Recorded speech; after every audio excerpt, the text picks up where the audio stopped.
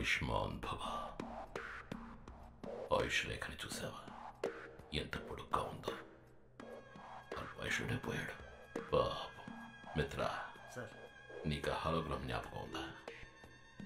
ఈ వాచ్ని ఛార్జ్ చేయాలంటే కట్టుకున్న వాడి చేతిలోకి ఎలక్ట్రిసిటీని పాస్ చేయాలని చెప్పాడు. చచ్చి ఉపయోగపడుతున్నాడు.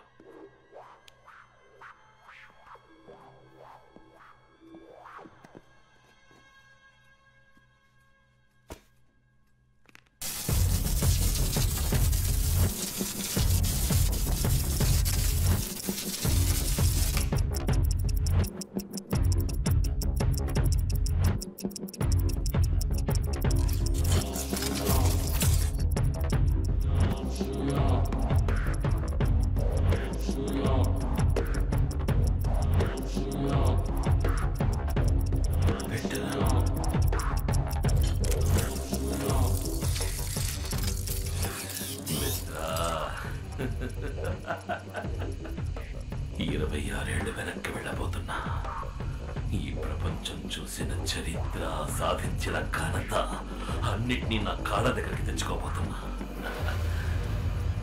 వచ్చి ఈ వాచ్ని తాకు.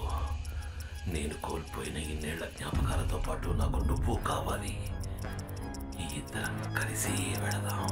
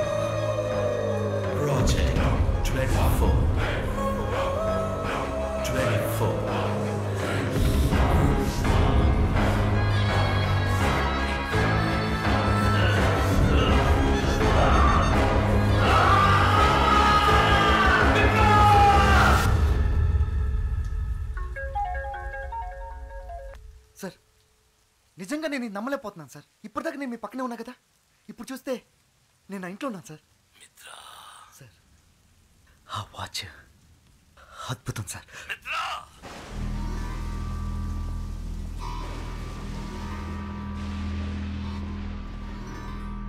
ఏమైంది సార్? వాడు గెలిచాడు.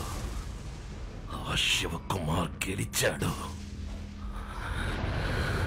వాడు దానికి ఎందుకు 24 అని పేరు పెట్టాడు?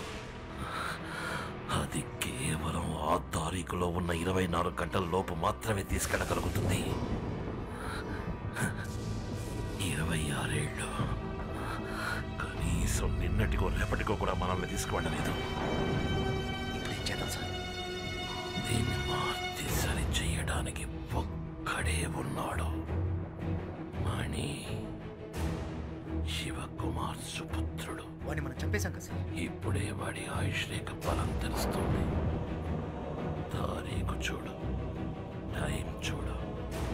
మనం అదే రోజుకి తిరిగి వచ్చాం. ఆగస్టు 15వ తారీఖు మళ్ళీ మొదలైంది. ఇంకా మనం వాడిని చంపలేదు. ఇంట్లో నిద్రపోతున్నాడు. 2 విషయాలు మన గురించి వాడికి రా తెలిసింది. ఆ పేపర్ యాడ్, అది చూసేవాడు వచ్చాడు, వస్తాడు. వాడు రాకూడదు. ఇంతవరకు వాడికి మన గురించి ఏమీ తెలియదు. ఆ యాడ్ రేపు ఏ పేపర్లోనూ రాకూడదు. సరే సార్.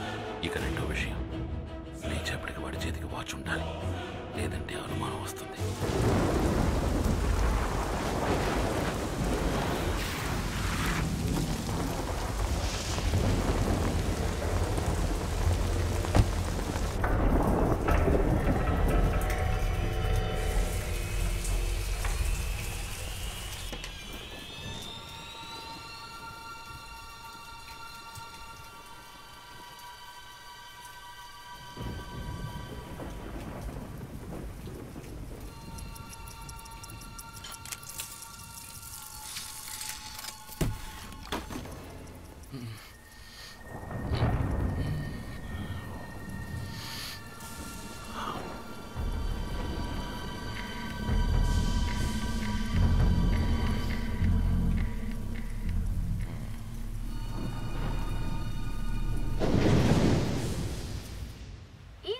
ఆగస్ట్ 15 మన సిటీలో మాత్రమే కాదు ఇండియా మొత్తం ఇండిపెండెన్స్ డే ని సెలబ్రేట్ చేసుకునే విధంగా ఈ రోజు ఎన్నో కార్యక్రమాలను ఆర్గనైజ్ చేస్తారు. ఇల్లాలి అక్రమ సంబంధానికి ఆదరణ తెలిపిన భర్త.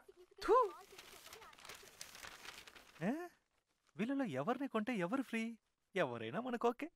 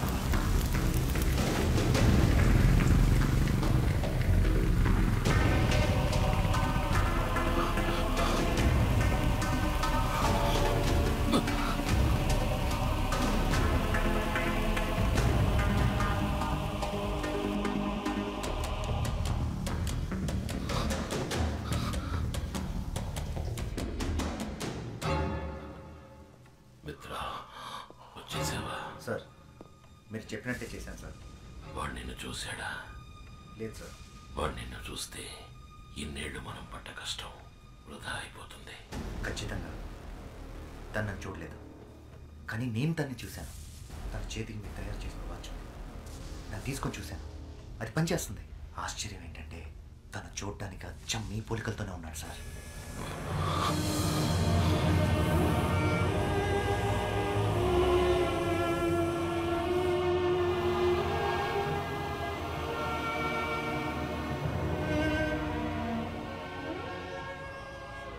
ప్రియా, మిత్ర చెప్పింది విన్నావా? మన బిడ్డ అచ్చం అలాగే ఉన్నట్ట. రూపంలో వాడు నన్ను పోలినా పర్వాలేదు, కానీ వాడి జీవితం నాలా ఉండకూడదు.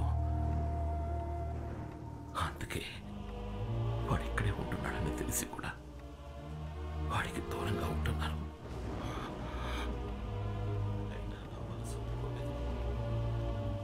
అందుకనే ఒకసారి మన మిత్రాన్ని వెళ్ళి చూసి రమ్మని చెప్పాను. వాడు సంతోషంగా ఉన్నాడట, మంచి వాళ్ళతో ఉంటున్నాడట. బిడ్డ సంతోషం తప్ప కన్న వాళ్ళకి ఇంకేం కావాలి చెప్పు?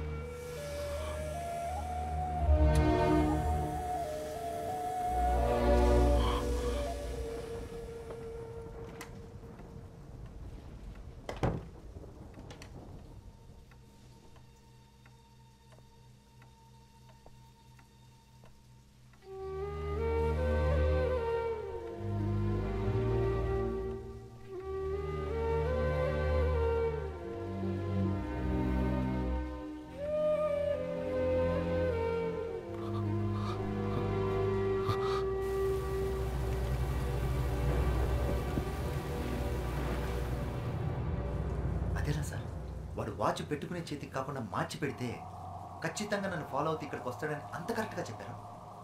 వాడు శివకుమార్ కొడుకైతే నేను శివకుమార్ అన్నరా. కానీ ఇంత పెద్ద పని వాడి వల్ల వీలవుతుందా? వాడి వల్ల మాత్రమే వీలవుతుంది. వాడి బాబుని చూడకుండా ఏ పని చేసేవాడో తెలియకుండా పెరిగాడు వాడు. అయినా వీడే పని చేస్తున్నాడో చూసావా? Watch mechanic. వాడిలో ఉన్నది శివకుమార్ రక్తం. ఖచ్చితంగా చేస్తాడు. వాడిని పిలిపించి చెయ్యమని అడిగినా, మనం బెదిరించినా మన కోసం చేస్తాడా? వెళతా. వాడి జీవితంలోకి వాడి బాబులా వెళతా. వాడి తల్లి గురించి చెప్పి తనని చూడాలన్న ఆతృతని పెంచుతా. ఆత్రేయ వాడి కుటుంబాన్ని దారుణంగా అంతం చేసిన కథ చెప్తా. అప్పుడు చేస్తాడు. ఫోటో ముందు కన్నీళ్లు కారుస్తూ నించున్నాడుగా, వాడికి జన్మనిచ్చిన తల్లి దానికోసం చేస్తాడు. వాడి బాబుననుకుంటున్న నన్ను నయం చేయడానికైనా చేస్తాడు. చేయించి చూపిస్తా. మిత్ర, ఆ వాచ్ని కట్టుకుని ఎవడైనా దాన్ని ఉపయోగించుకోవచ్చు, కానీ ఆ పని చేయకుండా నాకు అనుకూలంగా ఉపయోగించుకుంటా. చూసుకో.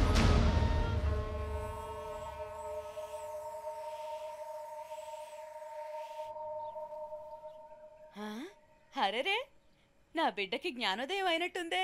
ఏ రోజు లేనిది ఈ రోజు ఉదయాన్నే 6 గంటలకు లేచి కూర్చున్నాడు. దిష్టి చుక్క పెట్టాలి, నా దిష్టి తగిలేలా ఉంది. రే, ఏమైందిరా మణి? ఏమైందిరా? కళ్ళలో నీళ్ళేంట్రా? ఏమైంది?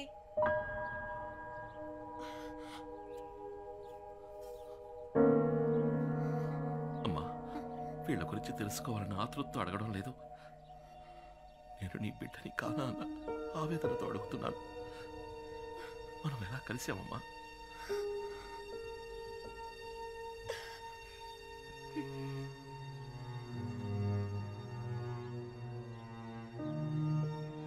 ఈయన మీ నాన్న.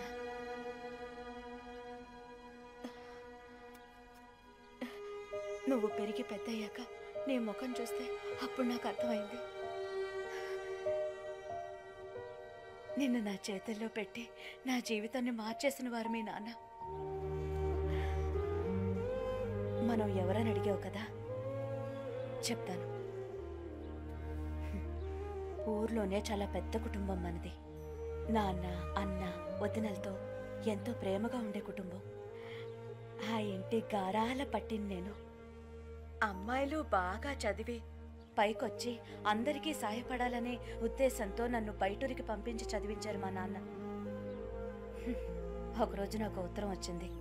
పెద్ద కుటుంబం నుంచి మంచి సంబంధం వచ్చింది, వెంటనే రా అని. ఆ ప్రయాణమే నా జీవితాన్ని మార్చేస్తుందని ఆ రోజు నాకు తెలియలేదు. సరిగ్గా అప్పుడే శరీరం అంతా గాయాలతో నీతో పాటు మీ నాన్నను చూశాను.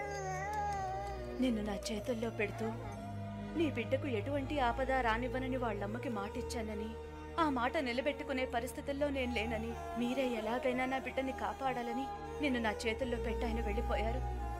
ఆ తర్వాత ఆయన నేను చూడలేదు.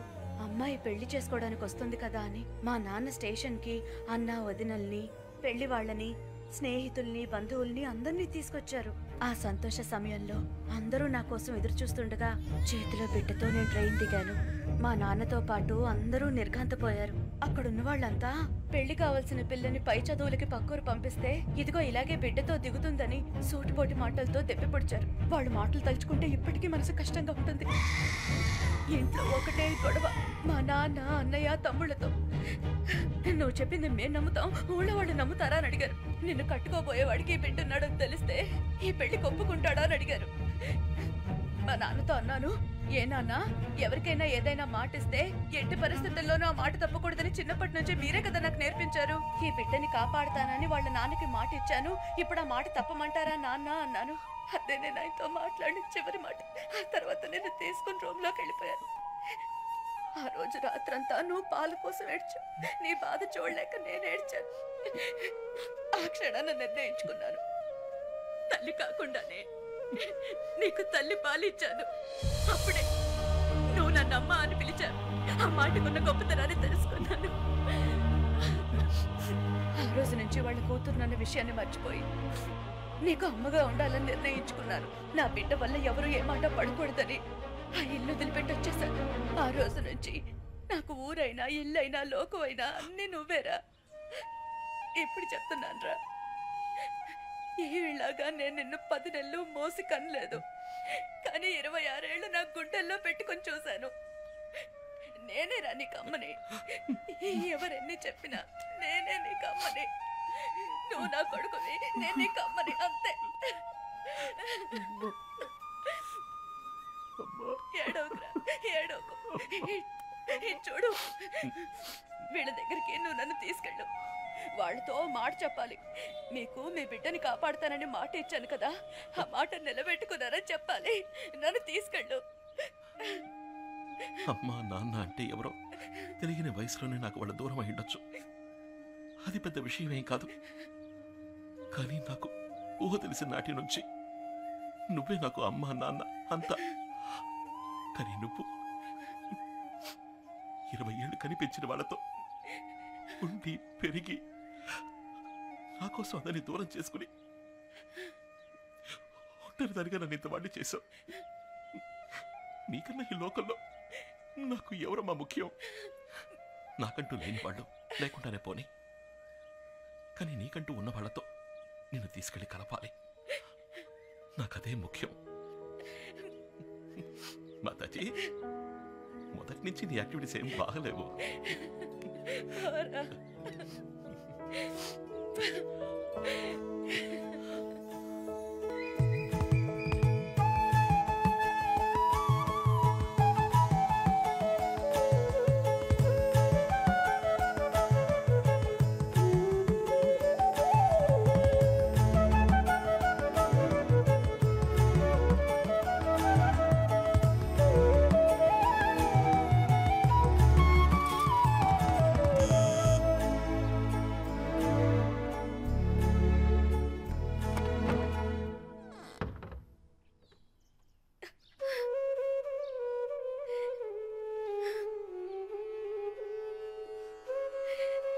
వదినా,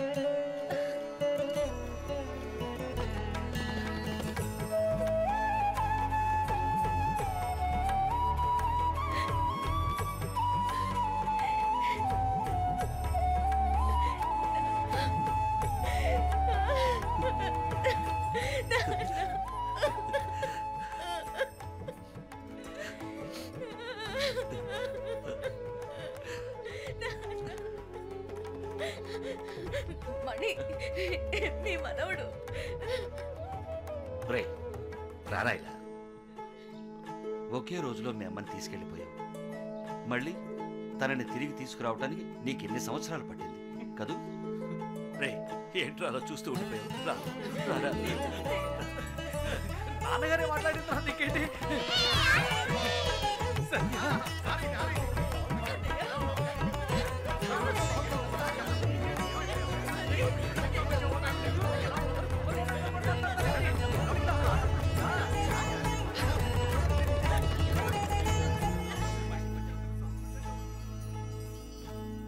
ఈయనెవరు తాతయ్య? ఈయన మీ ముత్తాత గారు.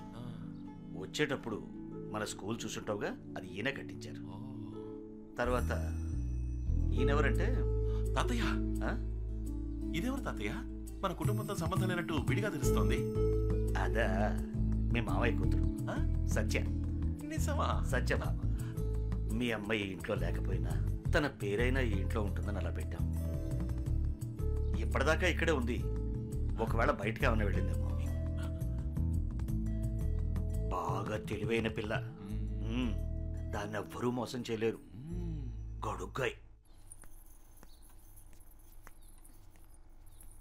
మా ఎక్కడికి వెళ్ళిపోయారు అందరూ?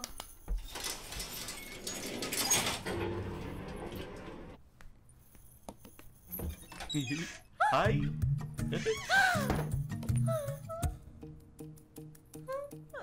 మళ్ళీ స్టార్ట్ అయిపోయిందా?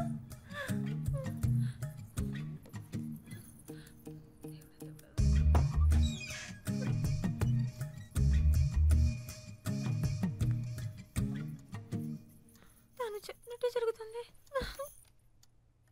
ఇన్నాళ్ళు బాగానే ఉన్నానుగా.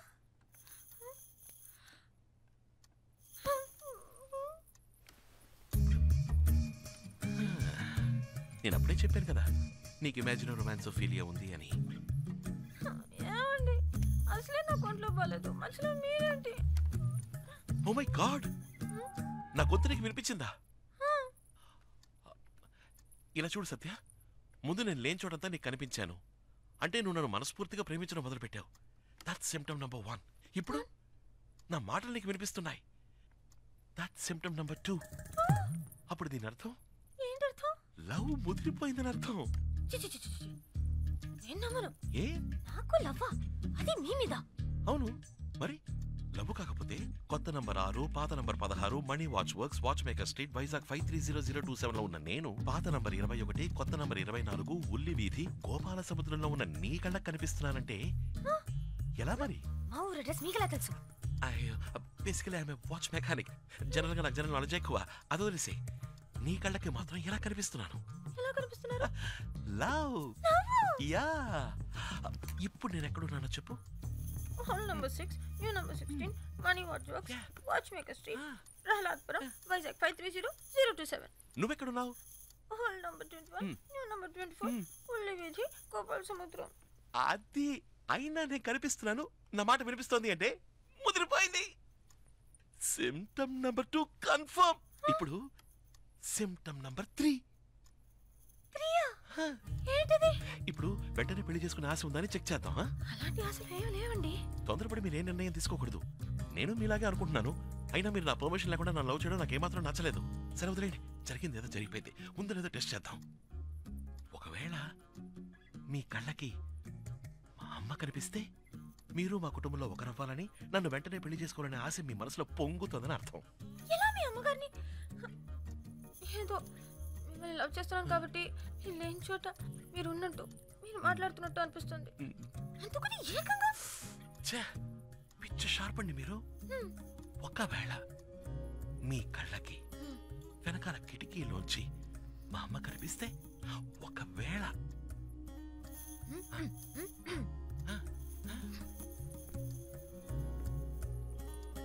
ఇదిగో సత్యాకి ఏమి ఇష్టమో కనుక్కుని అదే వండి పెట్టాలి. ఏంటి కనిపిస్తున్నారు? నిజంగానా? నిజంగానే కనిపిస్తున్నారు. అచ్చాబా, పెళ్లి చేసుకోవడం ఆస్తి నువ్వు మరీ అబద్ధాలు ఆడుతున్నావు. అయ్యో, మా మమ్మీ మీద ఒట్టు నిజంగా కనిపిస్తున్నారు. ఏంటి వాళ్ళది నిజమా?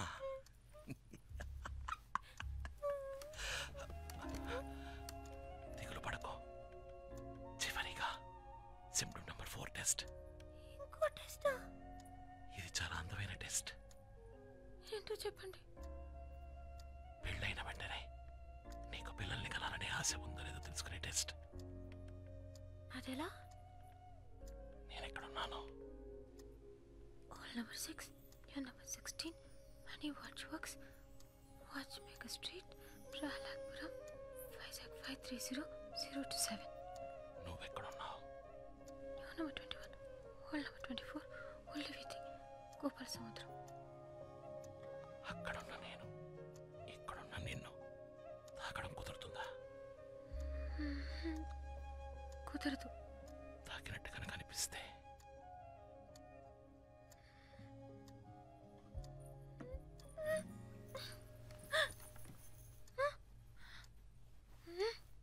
సత్య తల తీయవే. ఏంటమ్మా? లోపల ఏం చేస్తున్నావే? కిందకి రా. వాళ్ళు నేను తర్వాత వస్తాను. నాకు ఒంట్లో బాగాలేదు. డాక్టర్ రమ్మంటే. ఏమైంది? నీకేం కాలేదు, ముందు కిందకి రా. ఇదో వ్యాధి, ఇమాజిన్ రొమాన్సోఫీలియా. Symptom 1, 2, marriage babies. ఏంటి ఈ తిక్క వాగుడు? అంటువి అదే ఏంటి? పక్క వాళ్ళకి పాకుతుందా? అదేం పాకదు. ఎందుకైనా మంచిది కొంచెం దూరంగా ఉండు. నీకు సోకితే నేను కాసేపు రెస్ట్ తీసుకుని తర్వాత వస్తాను. ఆగవే. ఎవరొచ్చారో తెలుసా? మీ మేనత్త. రావుదినా,